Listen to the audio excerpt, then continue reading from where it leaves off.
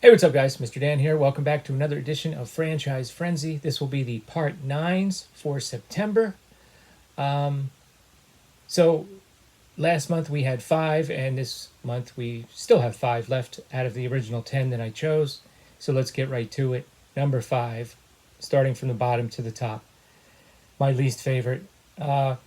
Pretty easy choice, actually. Puppet Master versus Demonic Toys. After sort of closing out the Puppet Master franchise with Puppet Master Legacy, which was a collection of clips from other movies, which was not my fifth ranked film last month, believe it or not. They came back with a crossover, and it's just very okay and kind of goofy and weird.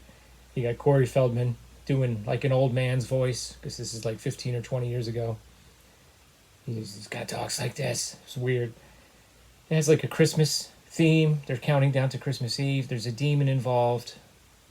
There's some pretty good parts. The puppets do actually do some things. There's a few puppets missing, but you know. And as far as Demonic Toys go, I've only seen the first one, so I'm not like a big super fan of that franchise either. So they were okay. I mean, there's a part where the puppets get burned and then they get modified, so it looked pretty cool, but they don't really do quite enough. A weird plot. There's a demon involved again. They can't get away from this demon idea. That was a little cringe. Anyway, it was okay. That was fifth from the bottom. Next, number four. Finally saw it. Heard lots of things, of course. 100% negative, to be quite honest with you. The remake of A Nightmare on Elm Street. And I'll just say this. It was very okay. Everything was sort of okay. I didn't think any of it was terrible. Makeup effects, dream sequences, acting. Nothing to me was terrible. Did I like it as much as the original? No. None of those counts. And this is the kind of remake at the end. I'm like, why did they remake that? I don't always feel that way. I know a lot of people see that they're going to remake a classic film and, they start rolling their eyes and, the keyboard warriors come out. And I'm not one of those people. I like some remakes. I've collected quite a few along with the originals. But, just didn't really need to be remade. It was just kind of okay. That's number four. Number three kind of surprised me. It was pretty good. And that would be The Nun 2. So we're closing out the Conjuring franchise here.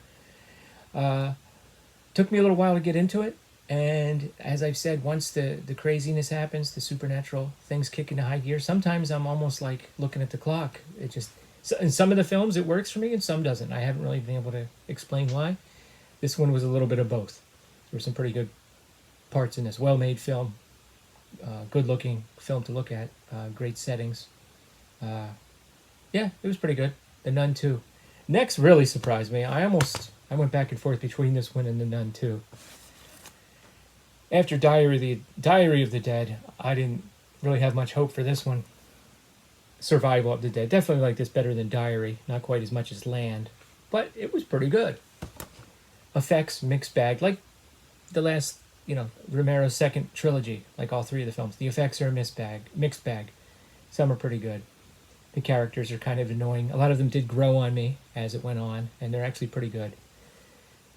There's like a Hatfield and McCoy's type of a plot. It was pretty good and entertaining. And this DVD comes from the era, or Blu-ray comes from the era where when you press play, a lot of times it just starts with an interview. So it just starts with an interview from George Romero, and he actually says, we were trying to have fun here and put in some comedy bits. And you could see that. I mean, that's what they were going for. Even after the carnage started, there were still some comedy bits. Some of them landed and some of them didn't, just like the effects and everything else. Overall, it was pretty good. Pretty good ending, too. So that's always a plus. So wasn't too bad. I could actually see watching this again, along with Land. So that's number two, which leaves us number one.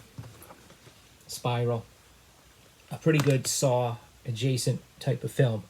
Can't wait to talk about it next month. But for this month we have Spiral, Samuel L. Jackson, Chris Rock. A lot of the cop dynamics we've seen before in other films. Like a little bit tired and worn. New partner, angry boss and co-workers and dirty cops. Seen a lot of that before. Pretty good traps and setups and everything, and I didn't have any problem with Chris Rock, really.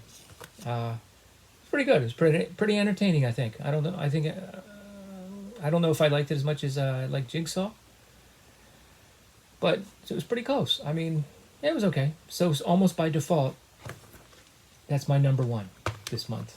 What are your guys' thoughts? Let me know in the comments below. Have you seen any of these?